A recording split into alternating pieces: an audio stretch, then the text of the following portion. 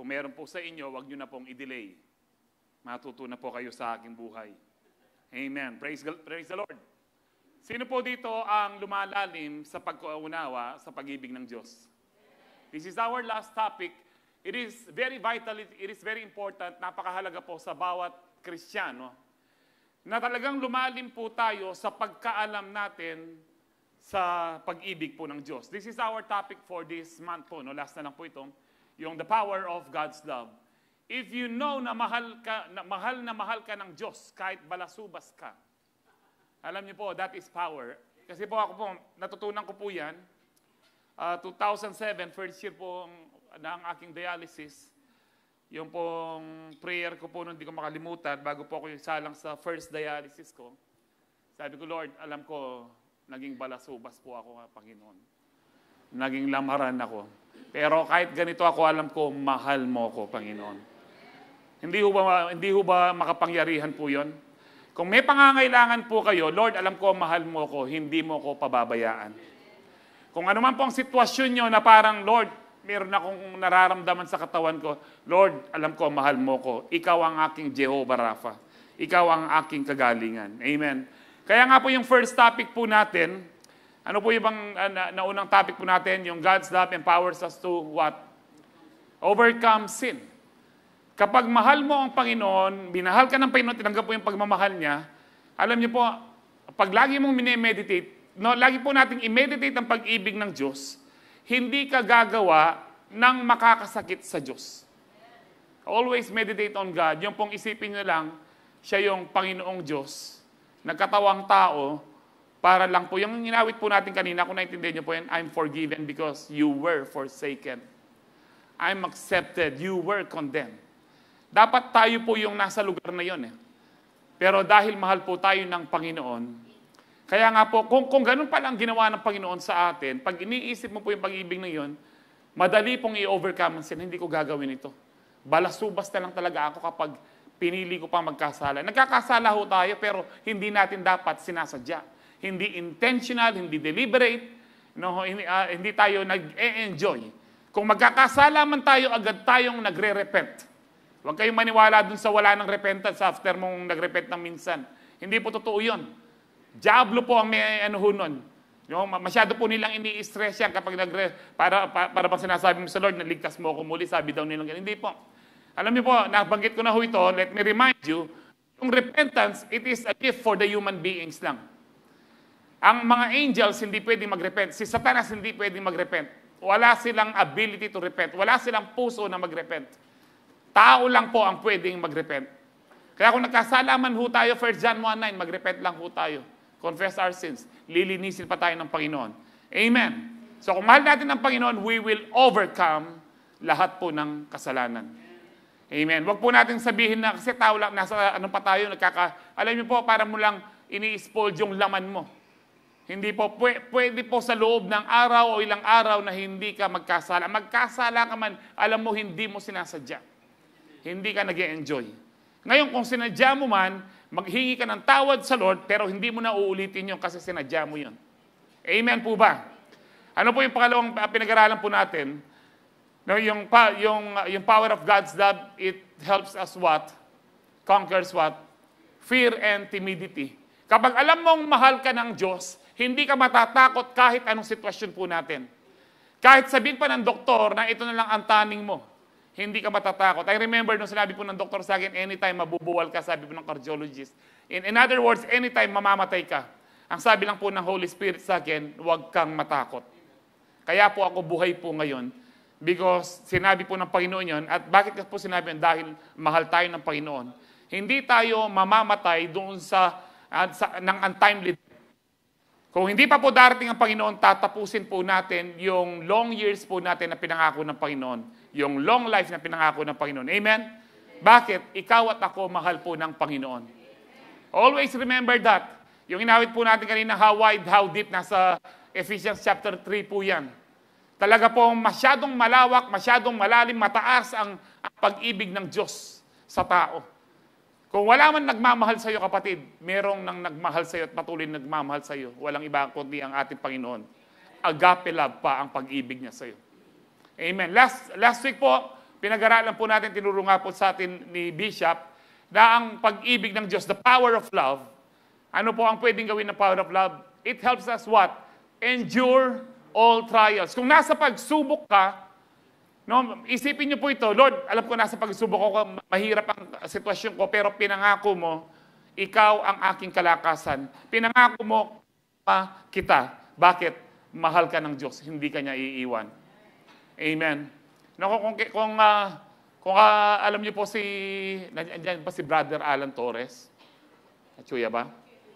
Atsuya pang. Ay tayo kayong gulot dito sa share po natin.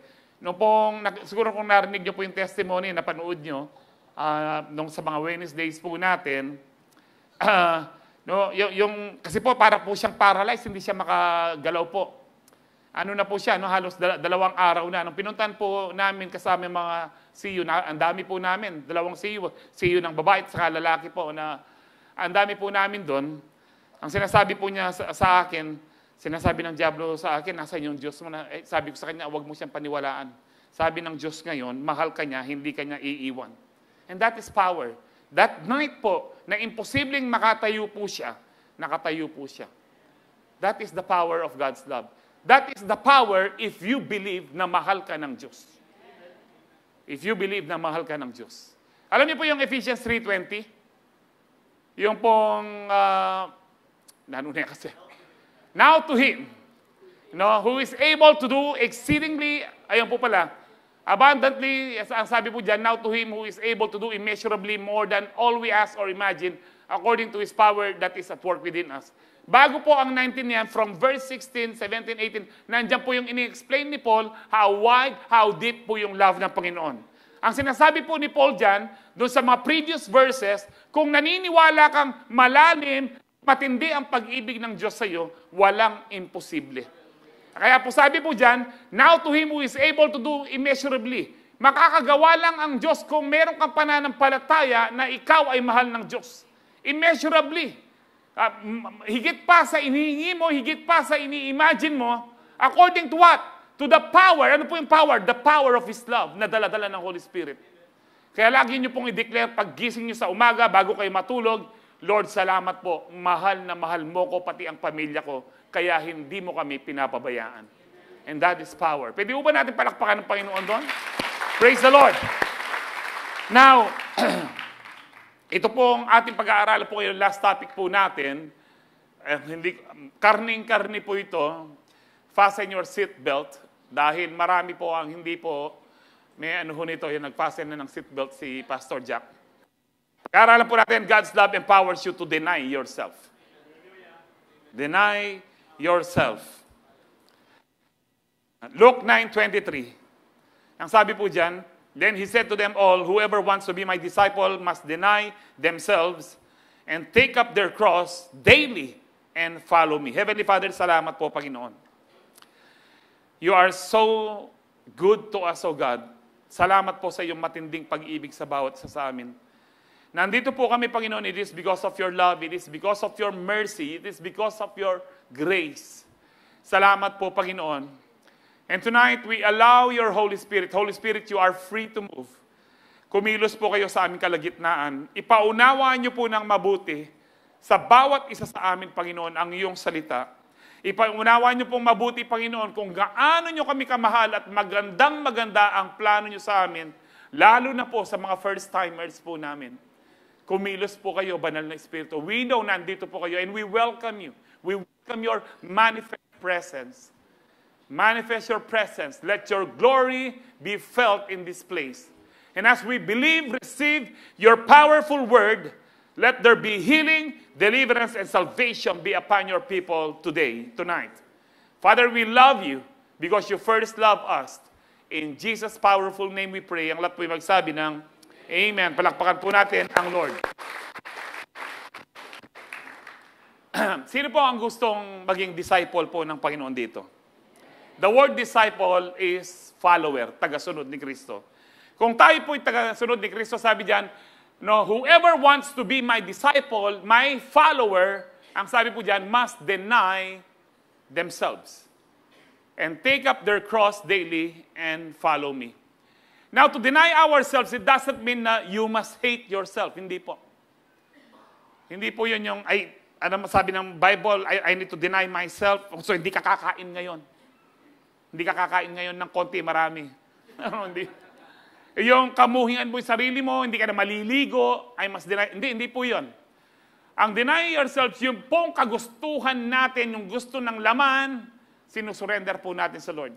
Even yung mga pangarap natin na hindi kalooban ng Diyos. Sinusurrender po sa Lord. But more than that, mas mapag-aaralan po natin kung ano po yung dapat nating i-deny, kung ano po yung dapat nating isurrender sa Panginoon. To take up our cross daily, ibig sabihin po nito, you are willing to sacrifice. Because yun po ang symbol ng cross. This is sacrifice, even to the point of death. Then yun na, tahimik. Nung blessing sabihan ko kanini, di ba? But this is the gospel. Full gospel po tayo. Hindi pwedeng prosperity lang o blessing lang. Amen. Ito po yung sabi ko na sa inyo, mukhang ayaw nyo po ito, hindi kayo nag-amen. But did you know, hindi po pinapadeny ng Panginoon ang sarili po natin para maging miserable ang buhay po natin. No? Nagkakamali po tayo doon. Hindi po pinapadeny ng Panginoon ang sarili po natin. No? Yung word deny is yung tanggihan ng sarili po natin. Yung pong ibig sabihin po nito, wag po masunod ang sarili po natin. Hindi po pinapadeny ng Panginoon ang sarili po natin para maging malungkot po tayo. In fact, the reason why God wants us to deny ourselves is to save us from ourselves. Dahil ang sarili po natin, ipapahamak tayo niyan. Many are the plans in a man's heart, but in the end, it leads to destruction. Sa ibang salin po, it leads to hell. Magiging parang akala mo, ang ganda ng mga plano mo, but in the end, dahil hindi mo kinonsult, hindi mo in-acknowledge, hindi ka nagpag-submit sa Lord, it leads to, it ruins your life. It will ruin your life kapag hindi mo in-acknowledge po yung lordship ng Panginoon. Amen po ba? Bakit tayo gustong iligtas ng Panginoon from ourselves? Because sabi po ni Jeremiah 17:9, the human heart is the most deceitful of all things. Take note, hindi po si Satanas ang pinakamapanlinlang. Sino po ang pinakamapanlinlang? Yung puso ng tao, lalo na kapag ang nasusunod yung kagustuhan po natin kahit na Kristiyano na tayo. How much more wicked yung puso ng tao na wala kay Kristo? Kung minsan tayo po mga Kristiyano na tayo, sinasabi natin na kay Kristo tayo, pero merong masama pa rin sa ating mga puso. Pag sinabi pong human heart, kasama po yung thoughts dyan, yung will natin, yung emotion natin, yung decisions po natin. Yan po ibig sabihin po ng human heart in the Bible. Kaya nga po, it is very important po na i-deny po natin ang ating sarili kasi po, the human heart is the most deceitful of all things. Si Eva po at saka si Adan, hindi po sila malilinlang ni Satanas kung ang puso po nila ay tama. Kasi po, nung nakita ni Eva, sabi po na ganyan, na pleasing to the eye, lust of the eyes, at mukhang masarap, lust of the flesh, at magkakaroon ka ng wisdom katulad ng Diyos, pride of life. Nung nakita po yon, yung puso po nila, galing po doon yung masama. Kaya nga po, kahit kung maganda ang puso natin, nagpapasakop ang puso't isipan natin sa Diyos, kahit anong tukso ni Satanas, hindi mo papatulan. Bakit? Tama po ang puso natin. Tandaan nyo po yun. Hindi mo pwedeng kasalanan kasi ni Satanas, hindi po. Kung tama ang puso mo araw-araw, paano po magiging tama yan? Nakapasakop po sa salita ng Diyos. Nakapailalim po under the power, the control of the Holy Spirit. And then sabi po dyan, and desperately wicked. Talagang masama po daw ang puso ng tao. Kaya nga po yung iba, may asawa na, para pang ngayon pa lang dumating yung soulmate ko. Alam niyo po yung ganon? Yung pong, bakit ngayon ka lang? O late eh. Ano pa, yung pong, sana Dalawa ang puso ko, pati balon-balunan ko. Loko-loko. Wala pong ganon. Nadideceive sila ng human heart. Ang tao po, kahit na po kuminsan may asawa ka na, kapag sa office, madalas kang nagiging sweet sa isang tao, nadideceive ka na ng ano mo, parang mahal ko na siya. O, paano mo na, dahil lagi mo tinitignan. Kuminsan, kung ikaw na lang, lagi mo tinitignan ng malaswa. Sabi ng Panginoon, kapag tinignan mo ang babae ng malaswa, nagkasala ka na ng adultery. It is because of the human heart. It is desperately wicked. And sabi diyan, who really knows how bad it is? Sino ba talaga nakakalam kung gaano po kasama ang puso ng tao? Walang iba kundi ang Diyos. Kaya ang sabi po ng Panginoon sa Jeremiah 36:26-27, bibigyan kita ng bagong puso. Yung pusong bato mo, di mo lang... yung pusong bato mo, papalitan ko ng pusong laman. At bibigyan kita ng aking espiritu para makasunod ka sa mga pinapagawa ko, sabi po ng Panginoon. It's very important po na we need to deny ourselves. Hindi como Kristiyano na tayo, matibay na tayo sa ating mga laman. Hindi po. Daily po, kailangan po nating i-deny ang ating mga sarili. ang talaga pong, alam niyo po sa mundong ito, no? Before tayo pumunta sa mga points, bakit magulo ang mundo? It is because of self. Bakit may mga gera? It is because of self. Bakit magulo ang pamilya? It is because of self. Bakit nag-aaway ang mag-asawa? It is because of self. Isipin niyo po kung ano ang pinakaugat ng kaguluhan sa mundong ito. It is because of self. Selfishness. Amen? Selfishness. Halimbawa, sa mag-asawa na lang, kung hindi ka naging selfish, nagparaya ka na lang, nagparaya na ka mo, hindi sana broken ang family. Kaya sabi ko po sa mga kinakasal ko, ang isa sa pinakamatinding sangkap ng pag-ibig na sinabi po ng Bible sa 1 Corinthians, love is patient. Kailangan niyo po ng matinding pasensya. Huwag kayong maniwala dun sa yung boyfriend niyo ngayon, girlfriend, tapos kakasal kayo, na ito na yung tawag ho dito, ito na yung ideal. Wala pong ideal. Lahat may babaho. Hindi lang mabaho ang hininga, mabaho yung dumi, bumabaho din yung kilikili kapag hindi ho mabaho din kung minsan ang ugali. Nakikita po yan. Wala pong perfect na, wala kayong asawa o boyfriend, girlfriend makikita na isang tao na perfect.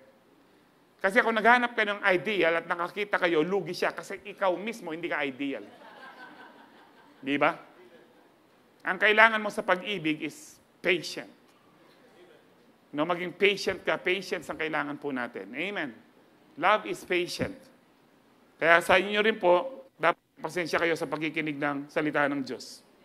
John 14:15, if you love, sabi pa rin yung Panginoon, obey my commandments. So if we love God, we can obey Him by denying ourselves. Amen. By denying ourselves. Our first point, sabi po dito, God's love empowers you to deny yourself. Therefore, you must surrender your will to Him. Surrender your will to Him. Yung kalooban mo, yung nais mo, mga plano mo sa buhay, mga pangarap mo sa buhay. Kasi po, madalas natin po sinasabi to, wala nang pinakamaganda pa pwedeng mangyari sa buhay ng tao kundi yung pangarap ng Diyos, yung kalooban ng Diyos, yung plano ng Diyos. Yung po ang pinakamaganda sa lahat. Dahil ang plano ng Diyos sa atin, perfect, good, and pleasing. Sabi po ng Galatians 2:20, ito po yung I have been crucified with Christ. Maganda po sa ang pagkaka-interpret po or pagkaka-translate ng NLT. Sabi niya, my old self has been crucified with Christ. So kung ang ating lumang pagkatao ay kasama na napako kay Kristo, ibig sabihin po, lumang pagkatao po natin, patay na dapat. Pero nabubuhay yan. And that's why we need to deny ourselves daily and take up our cross daily. Nabubuhay po siya. My old self has been crucified with Christ. It is no longer I who live. Hindi na ako ang nabubuhay, but Christ lives in me. So I live in this earthly body, ito pong laman po natin, trusting in the Son of God who loved me and gave Himself for me. Dapat pag nabubuhay po tayo, it is by faith in the Son of God, by faith in Jesus. Kung patay na ho tayo, alam niyo po, ang patay, kahit anong sabihin mo sa patay, hindi na po magre-react yan.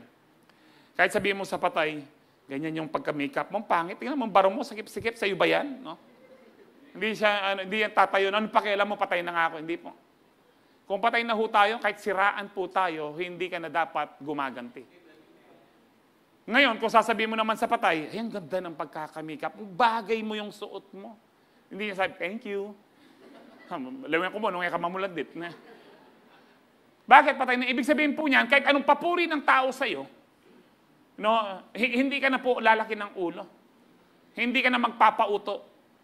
No, yung anuhin mo na, parang wala lang. Kung pinupuri ka ng tao, bigay mo sa Diyos. That is dying to self. Amen po ba? So it's very important na malaman po natin, nung tinanggap natin si Kristo, kasama na pong naipako ang sarili po natin doon. Dapat mamatay ho tayo sa ating lumang pagkatao. 2 Corinthians 5:17, ang sabi po doon, ang sinumang na kay Kristo ay bagong nilalang na. Ang lumang pagkatao ay wala na. Pawang bago na ang lahat. At hindi po one time yan, sinasanctify po tayo ng Lord. Binabago pa rin po tayo. Kahit kaming mga pastor, kahit na ako po, may mga binabago pa rin po ang Diyos. May mga marumi at mababahong ugali pa rin po tayo na dapat magpabago tayo lagi sa Diyos. So to deny ourselves is to die to ourselves by surrendering our will to Him, sabi dyan, and living by faith in Christ. To deny ourselves is to die to ourselves. Ang kalooban po ng Diyos. Alam niyo po, kaya nga po sa ating mga anak, kapag sinasabi mong, anak, anong pangarap mo, dapat ito yung pangarap mo, hindi siya dapat ang mamimili, hindi rin tayo ang mamimili.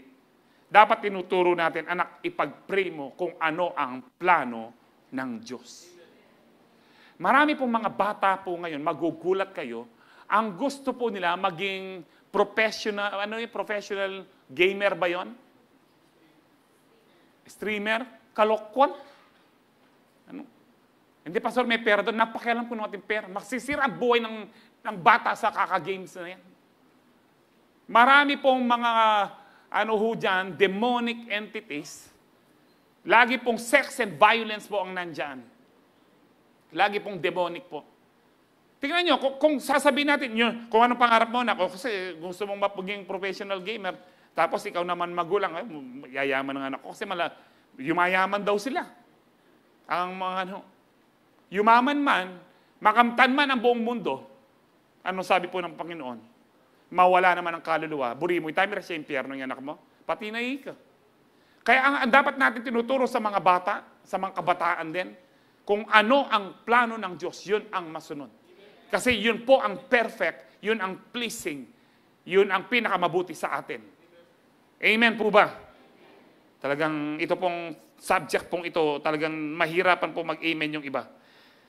It takes to die to self to say amen. So if you say amen, you are denying yourselves. Amen. Pilala pa mo rin, Lord. Mabiyala pa rin nga luha po. Ipakutala po ta rin nga liwa. So we can surrender our will to Him by putting our trust in Him. Proverbs 3:5-6. Ganito po natin sinusurrender ang ating will. Trust in the Lord with all your heart. This is how you surrender your will. Hindi mo man naintindihan kung minsan ang sitwasyon. Para mas tama yung plano mo, pero may sinasabi ang Diyos.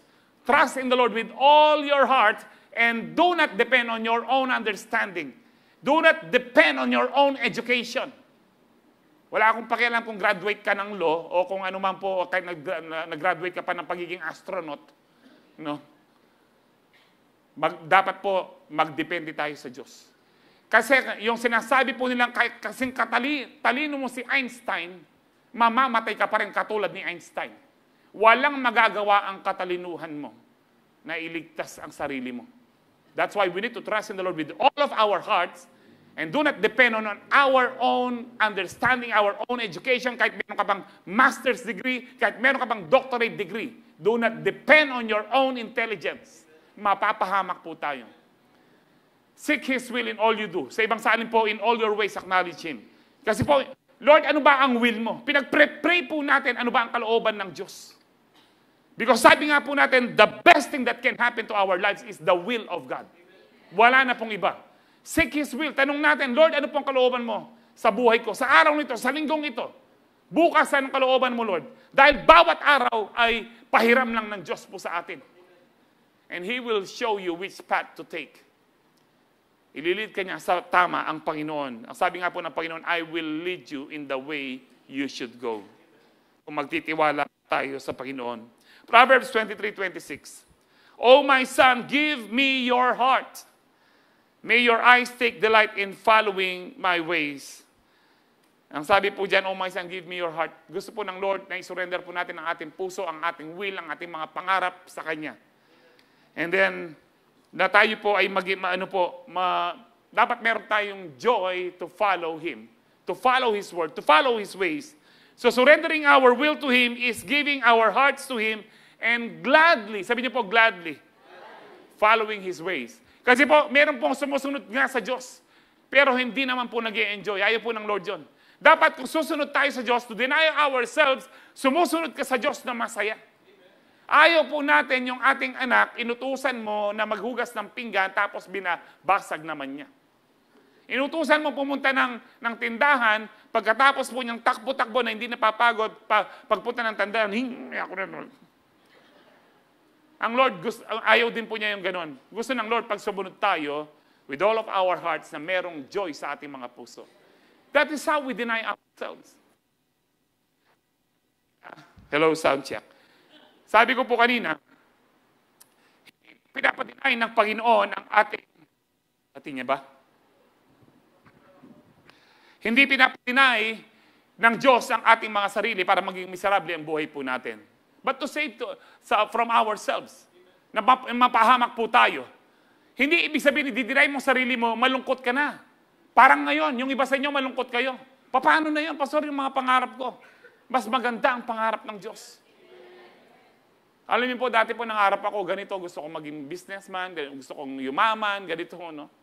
Wala. May nga pariwara, hanggang kayo mag-dialysis ko. Puro stress. Daming utang. Hindi po naging successful. Bakit? Hindi kalooban ng Diyos. Kasi alam ko, 18 years old pa lang ako, tinawag na ako ng Diyos. And then, nung pong finally, hindi ko pa alam na magdadialysis po ako. First time ako makonfine, masakit po ang pakiramdam ko, hindi ako makahinga. Sabi ko, Lord, sige po, susunod na po ako sa kalooban niyo. Kung magpapastor ako, ngayon din tatawag ako sa office, no, verbal pa lang, sasabihin ko, hindi na ako pupunta dyan. Nagulat po yung mga kasama ko.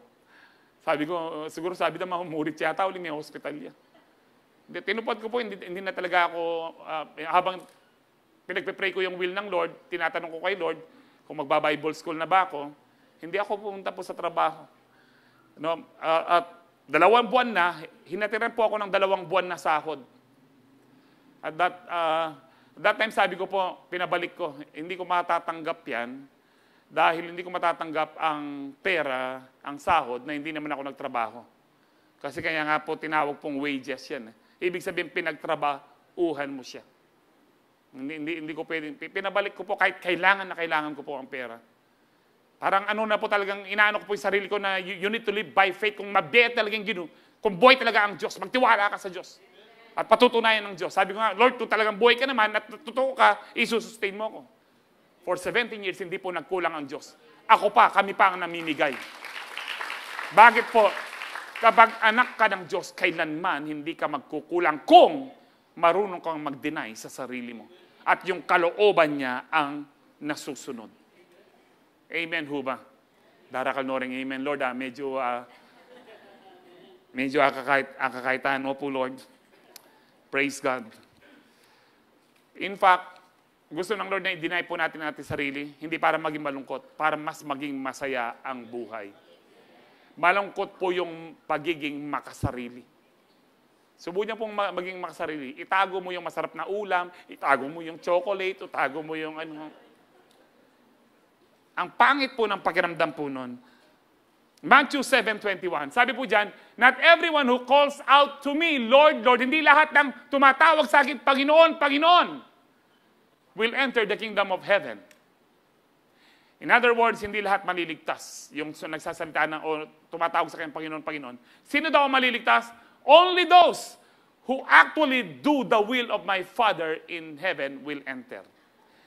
Yung iba po, nami-misinterpret po nito, sinasabi po nila, ayan, Pastor, hindi tayo maliligtas kung walang mabuting gawa. Hindi po. Sinasabi po ng Panginoon dyan, kung tunay kang ligtas, gagawin mo ang kalooban ng Diyos.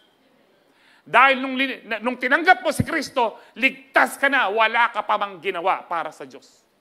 Ngayong ligtas ka na, at wala ka pa mang ginawa, sundin mo dapat ang kalooban ng Diyos. Para mapatunayan mong ikaw mismo ligtas. Kasi alam ng Diyos kung tutuuin pananampalataya mo, walang problema sa Diyos. Tayo po dapat, alam mo na ligtas ka dahil ginagawa mo yung kalooban ng Diyos, hindi yung kalooban mo. Amen po ba? Only those who do the will of my Father in heaven. John 4:34, ang sabi po ng Panginoon, Jesus said to them, my food is to do the will of Him who sent me to accomplish His work. In other words, my food is to do the will, my nourishment, my strength. Remember po yung naituro po natin minsan yung pong Lord's Prayer, Our Father, who art in heaven, holy is your name, hallowed be thy name, thy kingdom come, thy will be done. Your kingdom come, your will be done. Bakit po? Hindi automatic na nangyayari ang magandang kalooban ng Diyos sa buhay natin dito. You need to pray. You need to allow God to move in your lives. And that is why you need to pray. Kung gusto mong mangyari yung mabuting kalooban ng Diyos. Ano pong kasunod nung, let your will be done and let your kingdom come? Ano pong kasunod nun? Give us this day our daily bread. Now, yung daily bread po doon, let me remind you again, hindi po yung pagkain araw-araw. Kasi sabi ng Lord sa Matthew 6, kung yung mga ibon sa parang pinapakain ng Diyos, hindi man sila nagpe-pray. Bago pa kayo mag-pray, alam na ng Diyos ang pangangailangan nyo. Hindi po pinagpe-pray ang pagkain po. Ang sabi po ng Panginoon, mahal ng Diyos ang lahat ng tao. Pinapaulanan niya ang masama at ang mabuti. Anong pinagpe-pray po dito yung give us today our daily bread? Daily bread. Ang sinasabi diyan, let your kingdom come, let your will be done. Lord, ano ang will mo sa araw na ito? That is our daily bread, to do the will of the Father. Kaya sabi ng Panginoon, my food, my bread, my nourishment is to do the will of the Father. Kaya nga po, palitan nyo na po yung para bang napakababaw po na prayer, na turo po yun, kung ganun ang po natin na, Lord, bigyan mo kami ng makakain araw-araw.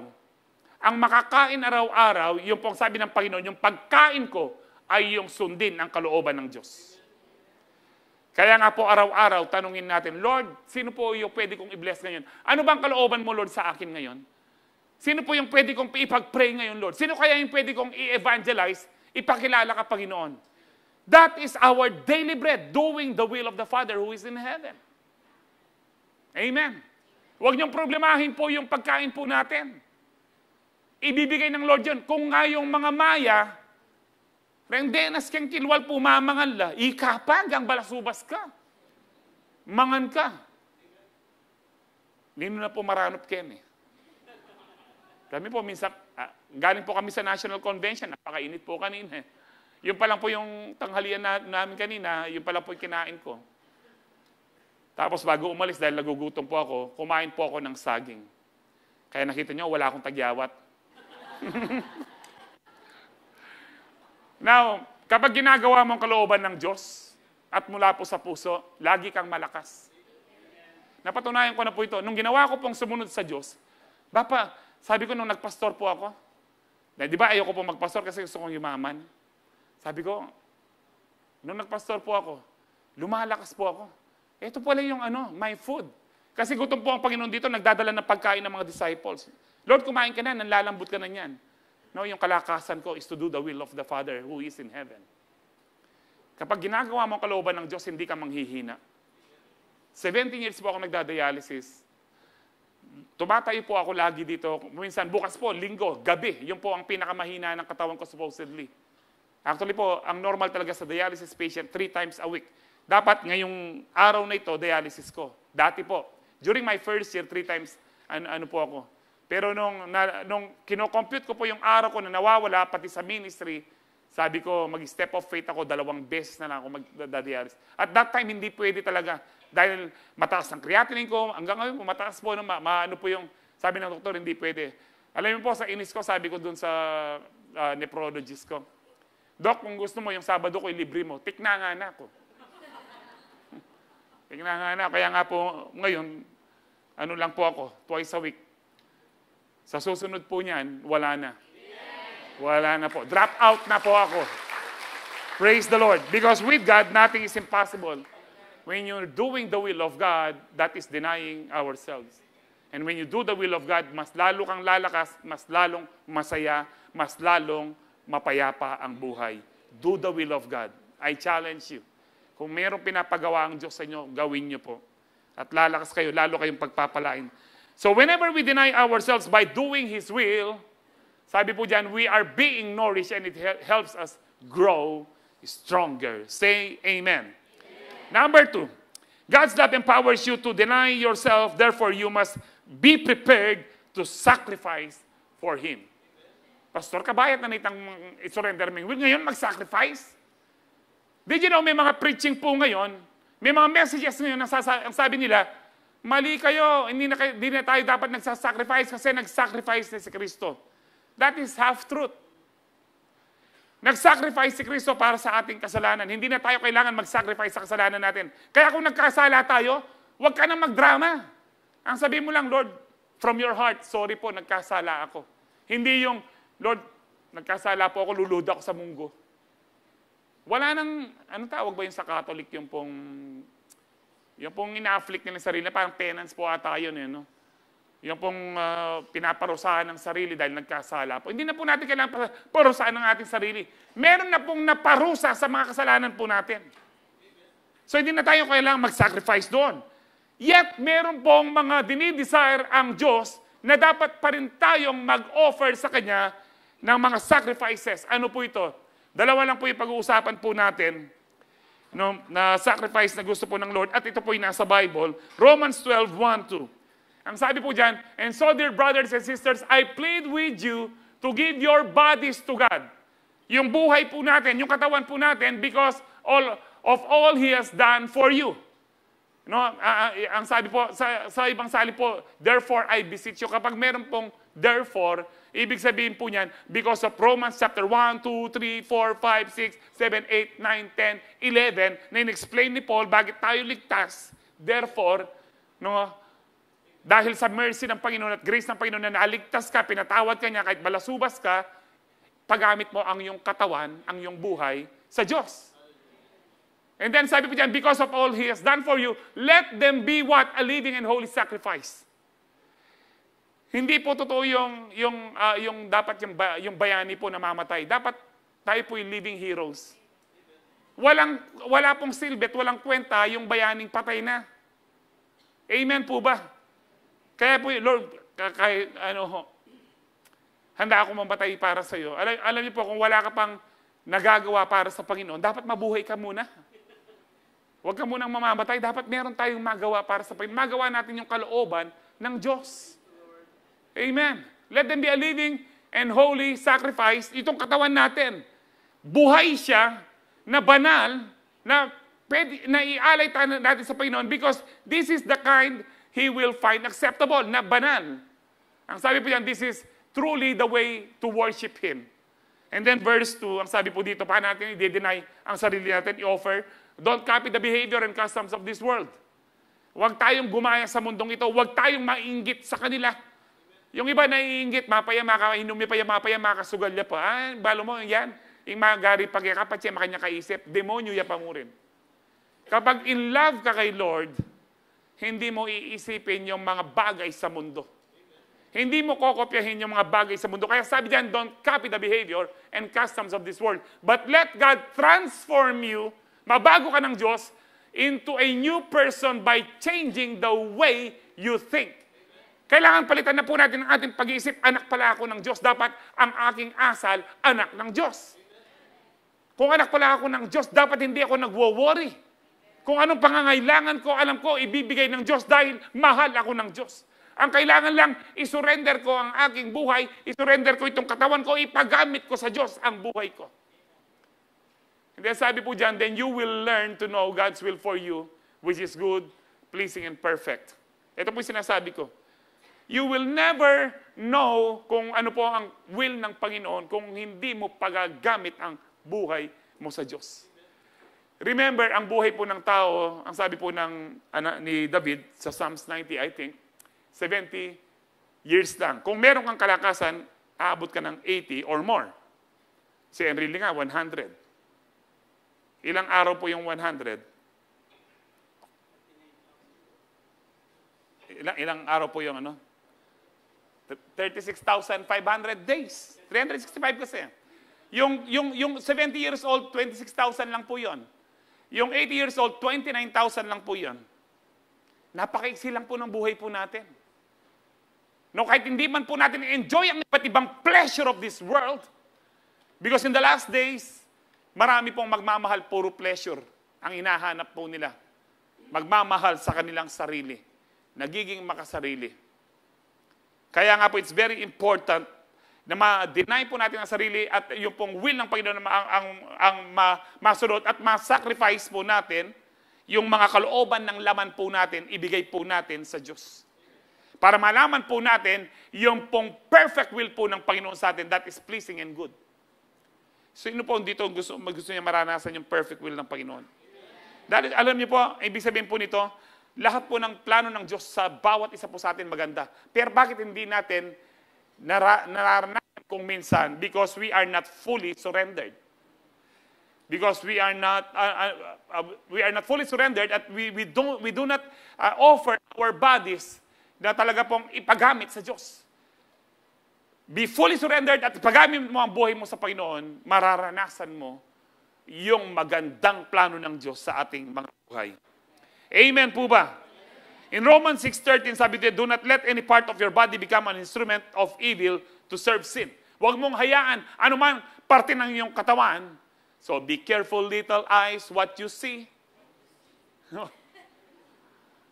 Be careful, little hands, what you do.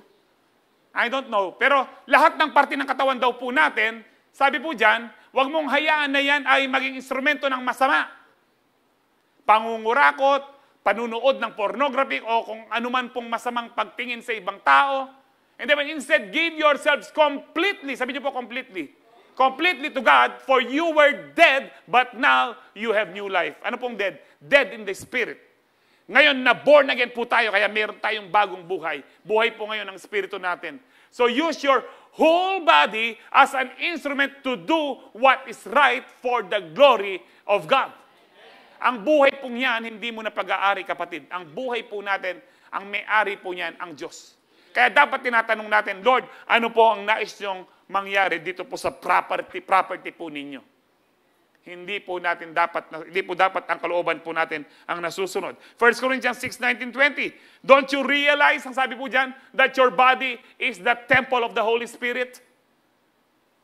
Hindi nyo ba alam na ang ating katawan, ang sabi po ni Paul, nananahan ang banal na Espiritu dyan? Sasabi dyan, who lives in you and was given to you by God. You do not belong to yourself. Hindi mo na pagmamay-ari ang sarili mo. Walang alam ang amen. Dapat nag-amen po tayo dito. Kung hindi na natin pagmamay-ari ang sarili natin, hindi na tayo ang mag-iingat sa sarili natin, ang Lord na. Ang Lord na ang bahala. We do not need to worry. Lord, sa iyo to eh. Ang buhay ko sa iyo to. So, iingatan mo ito, Lord. Iingatan mo ito, Lord, alam ko. Dahil pagmamay-ari mo ang katawan na ito. This is why, bakit ang buhay ko po extended na po ngayon ng more than 17 years. Dahil sabi ko, Lord, itong buhay kong ito, naintindihan ko sa iyo po ito. Sinira ko itong katawan na ito ngayon, nagdadialysis. Patawarin mo po ako, pero gamitin mo po ako. And I thank the Lord. Despite of this difficult circumstance sa aking buhay, nagpagamit po ako sa Lord. And by the grace of God, no, talaga pong nakakagawa po tayo para sa Panginoon. For the glory of God. Kapag fully surrendered ka at ready ka na mag-sacrifice. Remember, ang pag-sacrifice dito, hindi ito yung malungkot. This is a joyful sacrifice. Amen. Dito ka lang pamuri na mag-amen. Kailangan mong harap. Eh, ba daramdaman kang gulot? Sabi po dyan, no? You do not belong to yourself, for God bought you with a high price. Ano ba ang pinantubos sa atin ng Diyos? Ang dugo ng kanyang bugtong na anak, napakamahal po niyan. Kahit isang patak lang, hindi pwedeng bayaran po ng isang bundok na ginto. Walang tutumbas po sa dugo ng ating Panginoong Jesus. Mahal po ang pagkabayad, ang pagkakatubos sa iyo. Kasi importante ka sa Diyos. Mahal na mahal ka ng Diyos. Kung kaya't dapat mahalin natin pabalik ang Diyos. We love because He loved us first. Then sabi po dyan, so you must honor God with your what? With your body. Not just with your spirit. Ang spirit po natin, perfect po yan dahil binuhay po ng Panginoon. But pag sinabi pong body, kasama po ang kaisipan po natin. Kaya nga be transformed by the renewing of your mind. I-offer natin ang ating body, kasama po ang surrendered will ng ating mga pag-iisip. At pangalawa po ang dapat nating i-sacrifice. Ito po, nasa Philippians po, 4:18-19. At the moment, ang sabi po ni Paul dito, I have all I need and more. I am generously supplied with the gifts you sent me with Epaphroditus. Kung gusto niyo pong magkaapo, pangalan po Epaphroditus. No. Kakaibang pangalan po yan. At generous po siya. No, yung pinadala niyong mga pera na suporta para sa akin, sabi po ni Paul, sobra-sobra na pinadala niyo kay Ditus. No. Pinadala niyo kay Epaphroditus. Sabi po diyan, kaya nga po sabi diyan, they are what? Sweet, smelling what? Sacrifice. Kaya po yung pag-sacrifice, hindi naman po talaga masakit, masaya. Amen? Kaya nga po, we bring the sacrifice of praise unto the house of the Lord. Pilalari magkanta. Pilalari may biyen niyang 1980s. Ilan lang po dati yung mga, we bring the sacrifice of praise unto the house of the Lord as we offer up to Him the sacrifices of thanksgiving as we offer up to Him the sacrifices of praise. Alam niyo po, yung ating pong pag-sacrifice, hindi dapat malungkot yan. Yung pag-alay mo ng buhay, paggawa mo ng kalooban ng Diyos, dapat masaya ka. Yung pagbibigay mo para sa gawain ng Panginoon, dapat masaya ka. Alam niyo po, yung pinakamatabang lupa na pwede yung tamnan, wala pong iba kundi ang church. Dahil po sa Panginoon po yan. Amen. Maganda po tumutulong tayo sa kapwa po natin, sa mga kamag-anak natin, o hindi natin kakilala, pero huwag niyong kakalimutan ang gawain ng Diyos. Dahil ka na ako, monitor ka rin. Buri na ako mayari. Sabi diyan, they are sweet-smelling sacrifice that is acceptable and pleasing to God. It is very pleasing to God yung pong lahat nating ino-offer kung meron kang joy at meron kang love, for God loves a cheerful giver. And sabi diyan, and this same God who takes care of me will supply all your needs from His glorious riches which have been given to us in Christ Jesus. Iba pong pagkaka-English, pero alam niyo po, ano po yan? Marami pong may paborito po niya ng Philippians 4:19. And my God shall supply all your needs. Bakit po sinabi ni Paul niyan? Dahil generous kayo sa gawain ng Panginoon, isusupply ng Lord ang lahat ng pangangailangan niyo. Ang ibig sabihin po niyan, hindi mo pwedeng i-claim ang Philippians 4:19 kung hindi ka generous sa gawain ng Panginoon. Pila na lang mag-amen. Alam niyo po, tayo po, na-persecute po tayo, tinatawag po tayong, particularly ako na po, tinatawag po akong prosperity gospel. Alam niyo po yung prosperity gospel? Mala Epaphroditus siya yung dating. Alam niyo po yung, kasi yung prosperity, dala-dala ni Epaphroditus Yung prosperity gospel, mga kulto po yan, na nagpapayaman yung pastor. At ang may hawak po ng pera, yung pastor. Hindi po sa Calvary. Kami pong mga pastor sa Calvary, disweldo lang po kami. Hindi kami may hawak ng kaban ng Diyos. Dahil hindi po namin gagawin yon. Dahil kahit sa sahod po namin, nagagawa po ng Diyos na mag-umapaw pa kami sa biyaya po ng Panginoon. Amen. Hindi po nag-testimony po sa atin si Brother Serrano pong underpaid, ang tawag doon, below minimum, pero nakapagpatapos po siya ng engineer at saka ng nurse. Istuko po ba, Kuya? Pero below minimum. Bakit po? Kapag nagtiwala ka sa Lord, in-offer mo. Nung in-offer ni Jesus, yung pong 2 isda, 5 tinapay, nag-multiply, pinakain libo-libong mga tao.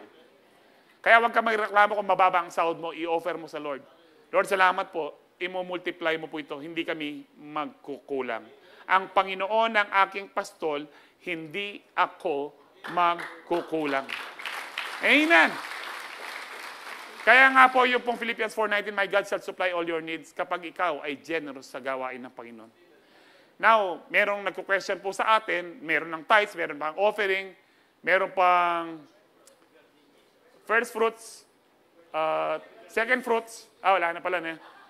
Happy birthday, Jesus. Atin pa. Then, Pastor Balasubas na ating pang pastor's appreciation.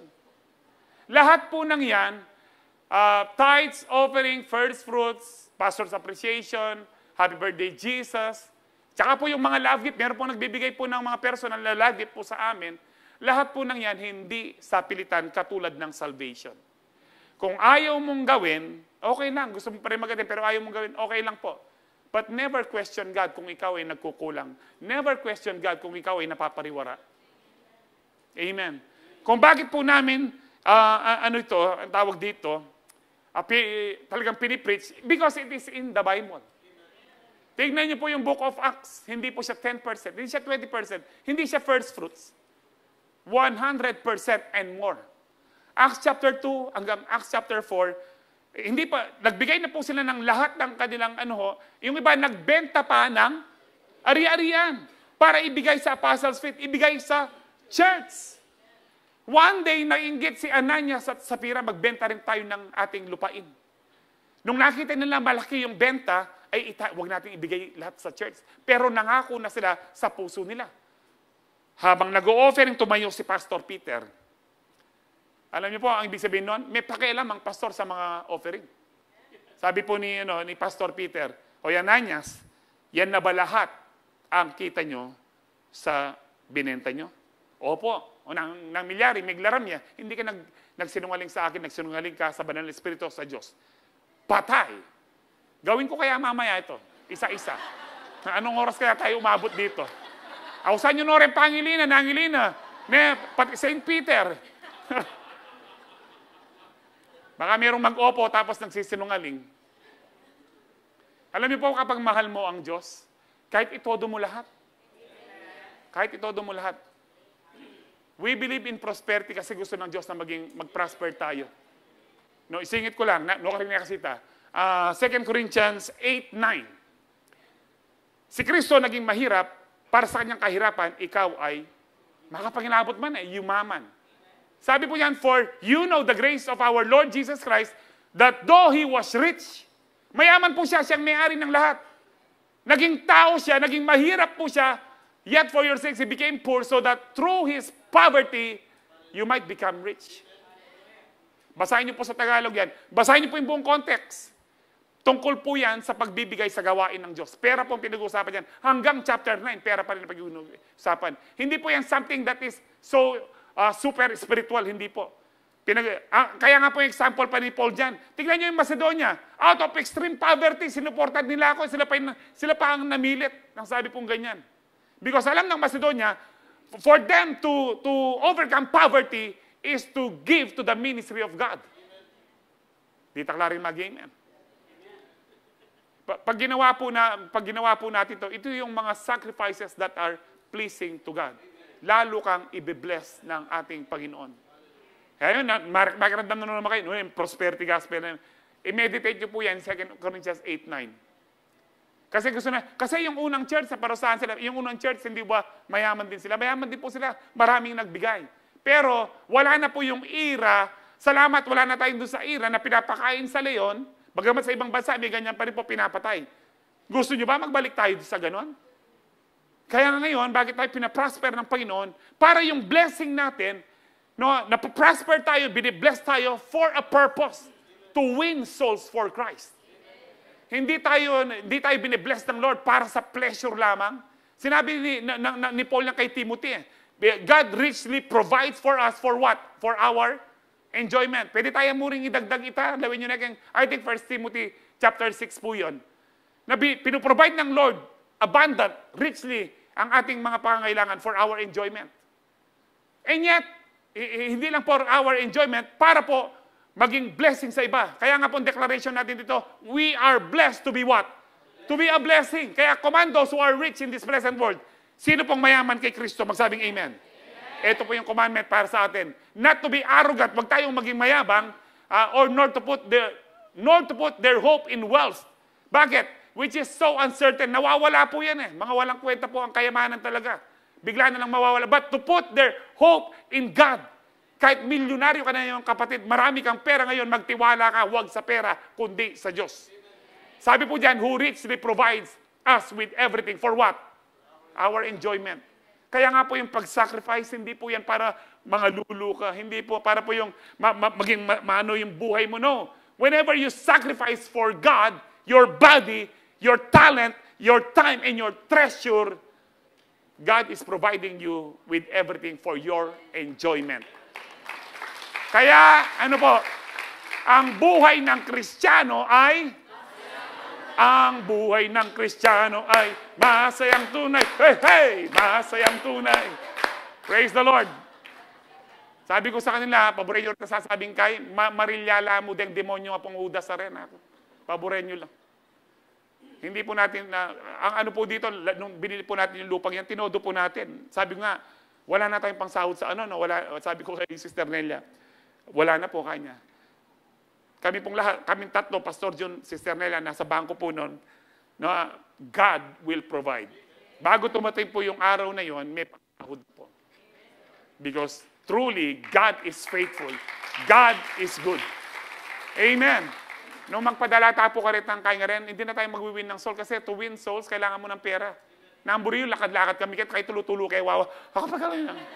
No, ba't Pastor, ba't ko Bisaya, may swimming ko pa para mag-win ko mong souls? Hindi po pwede. Gamitin po natin ang worldly wealth, ang sabi ng Panginoon, ang mga perang yan, na wala naman talagang kwenta, kumpara sa spiritual blessing, gamitin natin yung mga perang yan para to win friends, ang sabi ng Panginoon. Ano ibig sabihin nun? Para makapag-win tayo ng kaluluwa. Kaya huwag nyo ng sermonin yung, nandiyan ka lang kapag meron kang kailangan. Kapag meron siyang kailangan na pera sa'yo, paupuin mo muna. Evangelize mo muna. Makiramdam niya. Bakit? Kasi balo na after may in-evangelize, dinan may pera. Ano, hindi po masama yun. Sinabi ng Panginoon yun. Basahin niyo po muli sa gospel. Use worldly wealth. Patungkol po yun sa shrewd manager. Naalala niyo na?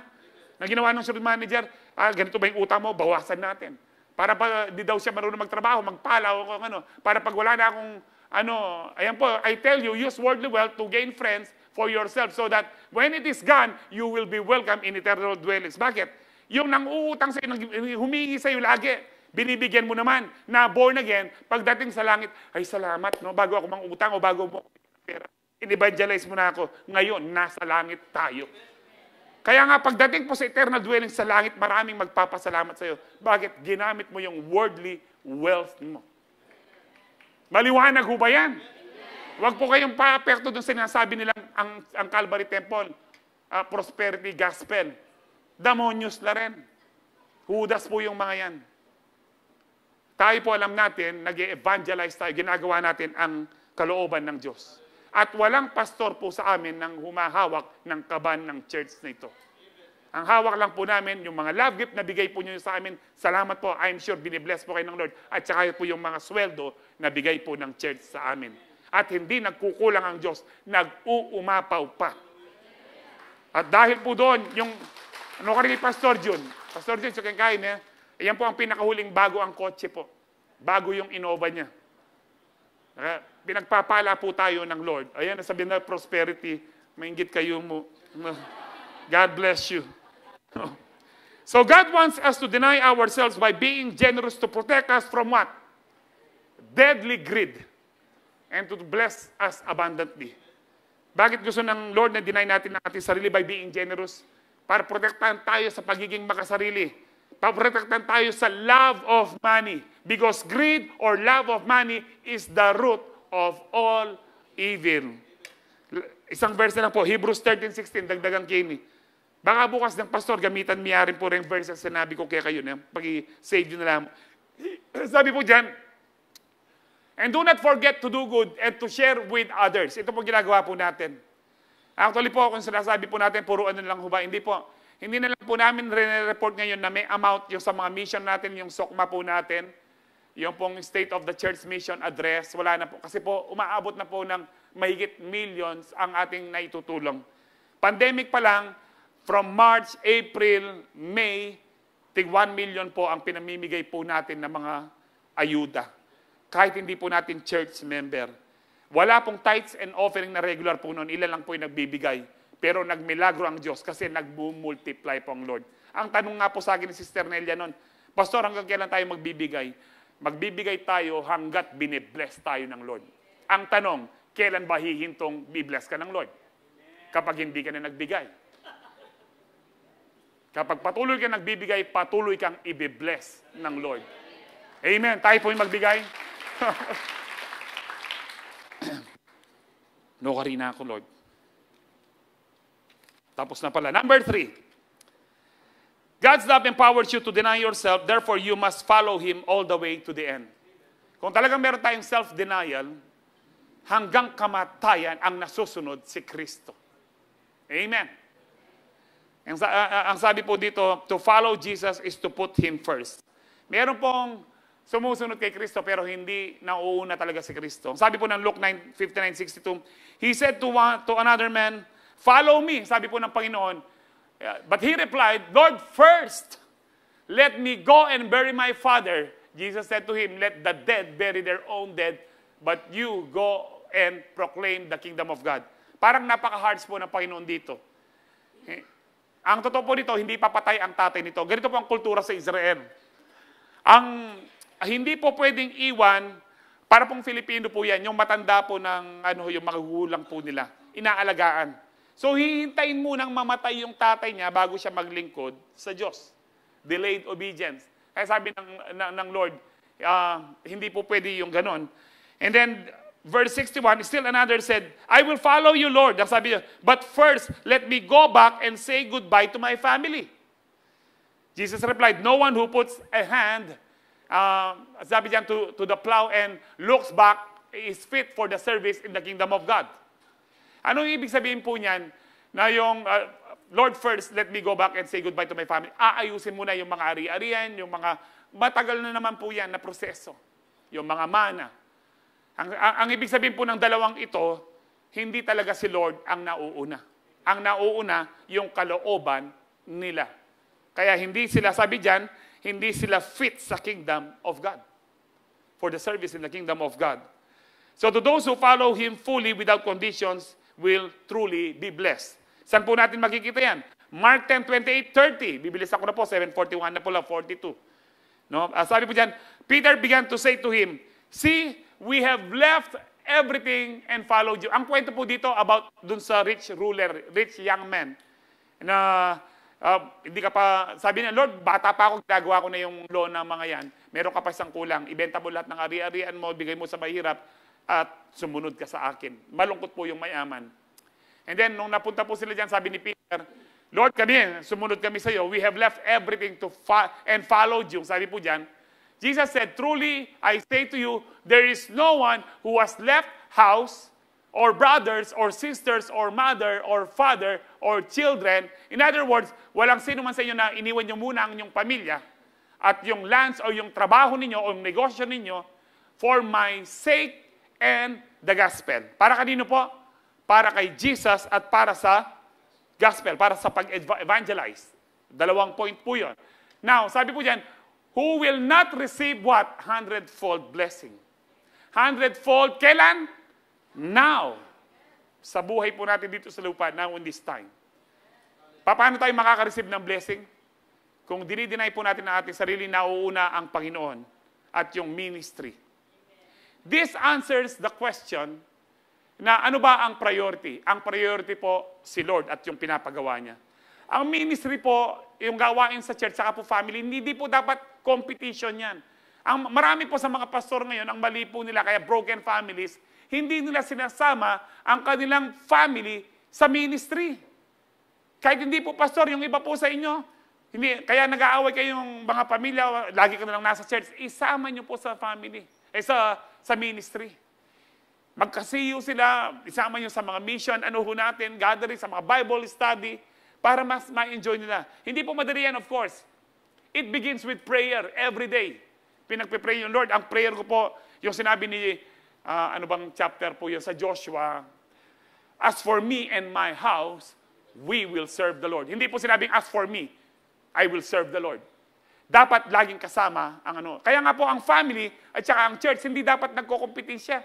Dapat magkasama yan. Hindi po kalooban ng Diyos na masira ang pamilya. Kaya po yung first missionary in the Bible, si Abraham, kasama yung tatay niya, namatay na lang yung tatay niya, kasama ang pamangkin niya, at saka yung asawa ng pamangkin niya. Nagkaapo. Kasama po yung family. Kapag ikaw ay naglilingkod sa Diyos, dapat kasama ang family. Hindi pwedeng ikaw ay mag-isa lang. Tapos, anong sasabihin ng pamilya mo? Parang kalaban ang church. Because hindi mo in-involve ang family mo sa church. Amen. Hindi po madali, pero you can pray. It is possible. Hindi madali, but it is possible. With God, all things are possible. Begin to pray na makasama po natin. Kaya kapag iniwan mo muna ang pamilya mo, kaya ang priority yan, si Jesus at yung pinapagawa niya. Kasi sabi nila, after God, family muna. No. After God, yung pinapagawa muna ng Diyos. Ito po yung sagot. Yan, maliwanag po. Priority si Lord. Pagkatapos noon, kung ano ang pinapagawa ni Lord. To go and make disciples. Konti lang po yung amen. Hindi ba kayo nag-amen dyan? Kasi ang blessing po dyan, 100-fold return blessing. Kapag inuna natin si Lord, pati po yung pinapagawa ni Lord na mag-win ng souls. Pero ang ano po dyan, sabi dyan, who will not receive 100-fold, ang sabi po dyan, now in this time, houses, brothers, sisters, mothers, children, and lands. Ang ibig sabihin po dyan, kung pansamantalang iniwan mo muna ang iyong tahanan, ang iyong pamilya, ang iyong trabaho para sa Bible study, hindi pwedeng hindi pagpalain ang iyong pamilya, ang iyong trabaho, dahil naglingkod ka muna sa akin.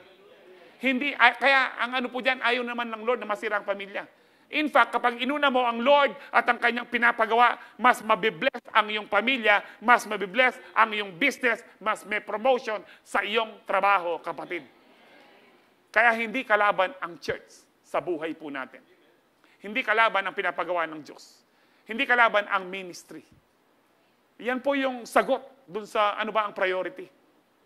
Yan po ang priority, Jesus. At saka po yung pinapagawa po niya sa atin. Go and make disciples. Yung gospel na ipanho natin. And then sabi po dyan, with persecutions. Tingnan niyo po yan. Pinagpapala tayo pero may persecution. Tinatawag po tayong prosperity gospel. Sabi ko, biyahin niyo sila. Sabi ng Lord, blessed are you when you are what? Persecuted. Dahil sa akin. With persecution in the age, sabi dito, pinagpapala tayo even in the age to come eternal life. Yun po talaga ang pinaka-blessing. John 8:12. When Jesus spoke again to the people, He said, I am the light of the world. Whoever follows me, sabi ko dyan, will never walk in darkness, but will have the light of life. Amen. Alam niyo po, habang sumusunod tayo sa Lord, na mayroong self-denial na nag-enjoy tayo, hindi na tayo dapat lumalakad sa kadiliman. At hindi ka lalakad sa kadiliman kapag sumusunod ka kay Kristo. Amen po ba? So self-denial is following Jesus to the end and never walking in darkness for the pleasure of the flesh. Last verse po ng third point natin, Matthew 24:13, but the one who endures and bears up under suffering to the end will be saved. Alam mo, abangan niyo po itong ituturo po natin na I think 2 or 3 Saturdays.